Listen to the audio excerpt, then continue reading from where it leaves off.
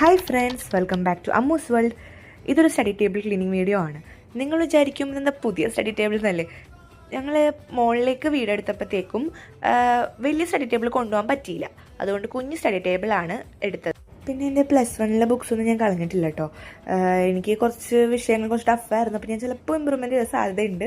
അതുകൊണ്ടിട്ട് ഞാൻ ബുക്സൊന്നും കളഞ്ഞിട്ടില്ല. അങ്ങനെ തന്നെ എല്ലാം ഇരിപ്പുണ്ട് അവിടെ തന്നെ. പിന്നെ കെമിസ്ട്രി മാത്രം ഞാൻ മുകളിലേക്ക് എടുത്തു വെച്ചു. പിന്നെ കുറച്ച് ബുക്സ് ഞാൻ ഓൺലൈനിൽ നിന്ന് വാങ്ങിയിട്ടുണ്ടായിരുന്നു +2ക്ക് വേണ്ടിയിട്ട്. നല്ല ഓഫറിൽ കിട്ടി എനിക്ക് ഫ്ലിപ്കാർട്ടിൽ നിന്ന്. നല്ല ഓഫർ ഉണ്ടായിരുന്നു.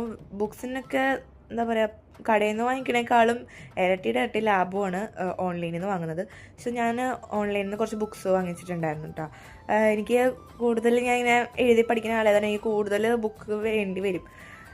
പിന്നെ 2 ബുക്ക് എക്സ്ട്രാ ഞാൻ വാങ്ങിച്ചിട്ടുണ്ടായിരുന്നു. ലുലു പോയിട്ടുണ്ടായിരുന്നു. അപ്പോൾ അവിടെ നല്ല ഓഫറിൽ കണ്ടപ്പോൾ 2 ബുക്ക് ഞാൻ വാങ്ങിച്ചു. നല്ല ക്യൂട്ടായിട്ടുണ്ടായിരുന്നു ബുക്ക്, അതുകൊണ്ട് ഞാൻ എടുത്തതാണ്. പിന്നെ ഒന്നും കൂടെ എല്ലാം വൃത്തിയാക്കി ഇട്ടു. ഞാൻ പൊതുവെ അത് യൂസ് ചെയ്യാറില്ല, ബെഡിലിരുന്ന് തന്നെ പെടുത്താം. എന്നാലും എങ്ങനെയെങ്കിലുമൊക്കെ സ്റ്റഡി ടേബിള് അലങ്കോലം ആവാറുണ്ട്. അതെങ്ങനെയാണെന്ന് എനിക്കറിയില്ല. എന്നാലും ഇപ്പം ഞാൻ വൃത്തിയാക്കി ഇട്ടിട്ടുണ്ട്. അപ്പോൾ ഇത്രയുള്ള ഇന്നത്തെ വീഡിയോ. ബൈ.